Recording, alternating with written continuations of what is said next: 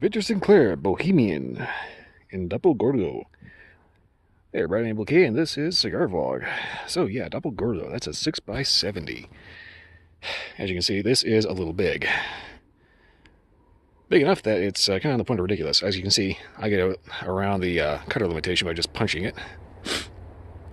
Overall though, I'm going to go out on a limb and say that, what I said before, 70 gauge is probably a little too big. You probably don't want to go higher than 60. But, I mean, Bohemian is relatively lesser known line from Victor Sinclair. Everybody points usually to the more well-known brands or lines like their international series, their Don Rafael line, and all the kinds of others. But I always remember seeing these years ago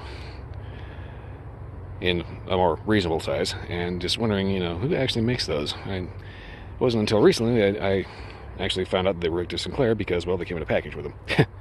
Anyway, I'm going to go ahead and get this lit up. And I kind of got a little bit of a chewed up foot here, so hopefully that's not going to end up impacting my burn too much. So far, every one of these has been actually constructed really well and actually has burned relatively decently. Although, being a Doppelgordo, it's going to have its fair share of burn issues just because of the fact that it is just that huge. Well, anyway, I'm going to get this started.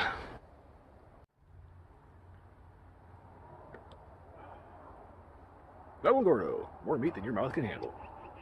Alright, so anyway, I think I've got this going relatively okay. I'm probably going to have to do a couple of touch-ups here and there. This is one of the problems with the big, huge Doppelgordos, and basically anything bigger than 60 gauge. Even then, 60 gauge has its problems with this too, but it's actually making sure you get a good, decent light all the way around. So far,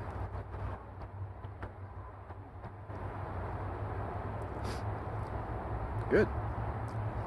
Light, clean, sweet tobacco, a little cedary. Yeah, excellent start so far.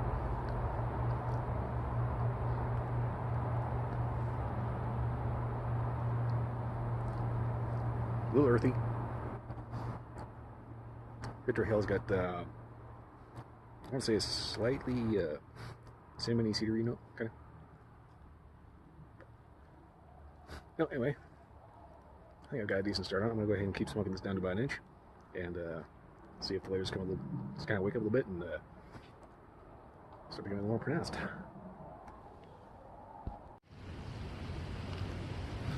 Alright, so right about the first inch in, kind of notice the flavors start to open up. There's a very definite sweetness to this, which is very nice. There's also this kind of cinnamony, cedary, kind of bready quality, which is kind of weird, but actually quite nice. I say it's weird because it's kind of a strange mix of flavors. You get a little bit of a cedary note for a little woodiness, a slight spice, kind of like a cinnamon spice. But there's also this kind of just a light, kind of bakery, kind of, somebody's cooking bread in the background kind of thing. So far, pretty good.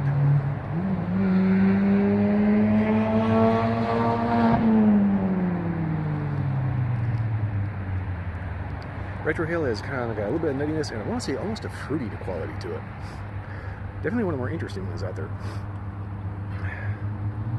Yeah, this has been sitting in my humidor for a while, so I got these nice little bumps of oil coming to the top.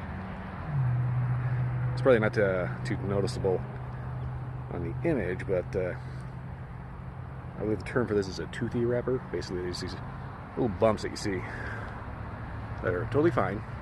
And it's basically just the flavored oils kind of bubbling up to the surface of the tobacco, which is a good thing. Yeah, so far the flavors in this are actually really nice. Can't make any definitive suggestions about drinks yet. I'll end up doing that probably about the halfway point. So far though, pretty much like every other one of these I've had. Construction's good, flavors are good.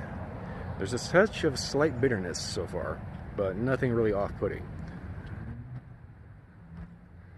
The only real issue is the fact that I definitely should not have gotten these in a Doppelgordo, just because of the fact that, as I've said this before on a couple other videos, I'm just under the impression now that 70 gauge is just too damn big. The biggest you ever want to go, in my opinion, is going to be about a 60 gauge, which is about 1 inch.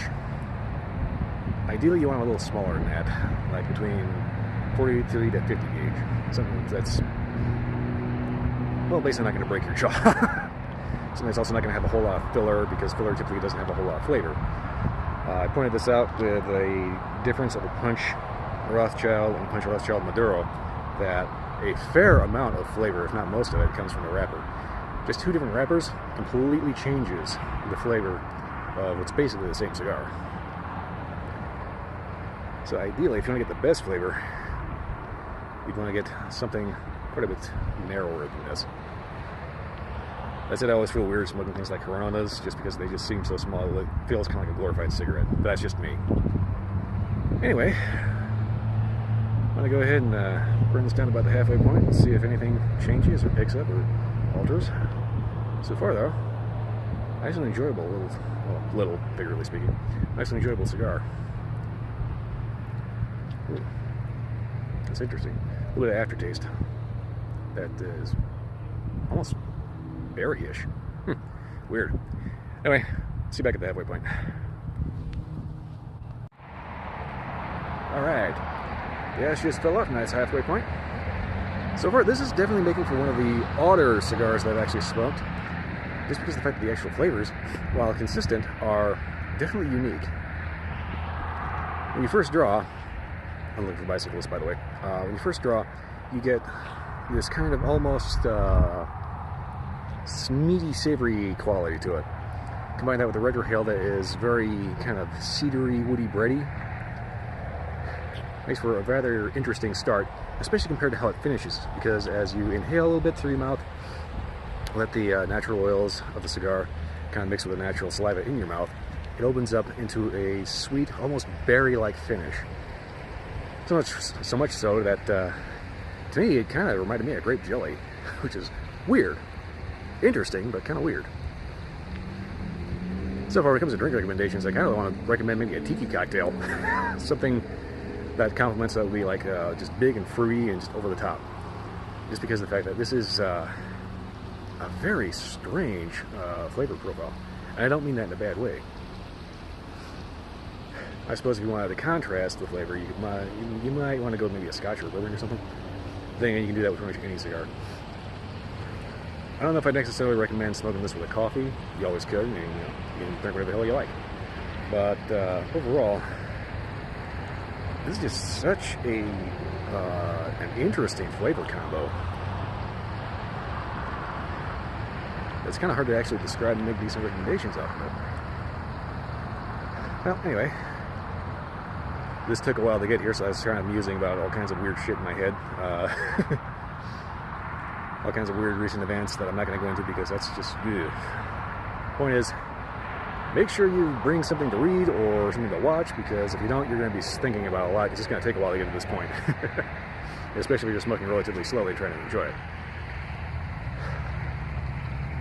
Alright, so the band so far has been following the Victor Sinclair route of being kind of a sticker, you know. It's got a little bit of a self-adhesive thing on the back, to the point where there's not like this big just gob of gooey gunk sticking the wrapper to the actual band. So it does slide nice and clean. So I'm probably going to go ahead and take the band off, because I'm relatively certain that I'm not going to have to worry about the band sticking to the wrapper or causing any kind of weird just construction issues or anything. Like I pointed out with these big, huge double doors before, just by the size of the cap on these things, these are well made. They are not messing around with these things. So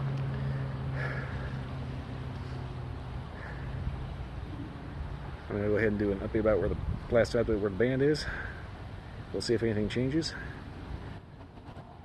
And the nice thing about these is that you can just take the band off whenever you like. It's totally safe to do that. Alright, I'll update you the band.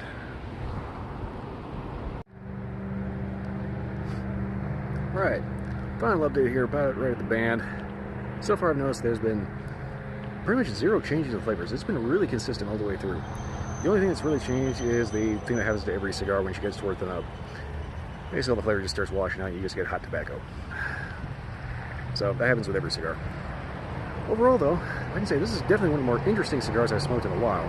I would definitely recommend getting this in a smaller size, because the 70 gauge is notorious for having burn issues, just because of the fact that it's just that huge. That also takes you quite a while to smoke. I don't know if I'm getting wind noise or not, but I can feel the breeze, and that's always a concern. Anyway, if anything changes from here to the actual point where I burn my fingers, I'll go ahead and just leave a note in the description. I don't foresee anything particularly, earth-shattering happening. So I figured now's as good a time to finish as any. Overall, I can definitely say that this is definitely worth the money. It's a Victor Sinclair cigar, so it's going to be affordable, but it's also going to be relatively decent quality. Victor Sinclair is kind of a go-to everyday cigar, just because of the fact that they are that affordable, and they don't suck. I would definitely recommend doing the Bohemian from Victor Sinclair as opposed to the other lines, just because of the fact that they are just interesting. It's a very weird combination that I really wasn't expecting. As far as drink pairings, it's just that strange that it's kind of difficult to recommend anything specific. Like I say, just drink with it whatever you like. Drink with a soda. Drink with a tiki cocktail. Drink it with whiskey. Drink it with coffee. Smoke it with coffee. I'm just getting completely all kinds of jibbered. I completely forgot what I was trying to say. Always funny when I trip over my own tongue trying to figure out what in the world I'm trying to actually express. Anywho, you smoke this and you drink whatever you like with it because it's just that unique that it doesn't really mesh. And that's kind of the whole thing about Bohemians. Bohemia, incidentally, was it still is a region in the kind of German area. It's kind of German-Czech area, I think. I always remember it being part of the old Prussian Empire. I also remember that was described as Bohemian as being particularly artistic and eclectic, i.e. a discombobulated hippie that has no idea what fashion is, even if it came up and started borking about the butthole. But you can definitely say that it is definitely interesting. So far, excellent cigar. Definitely worth the time and the money. Check them out. Beyond that, that's pretty much all I got.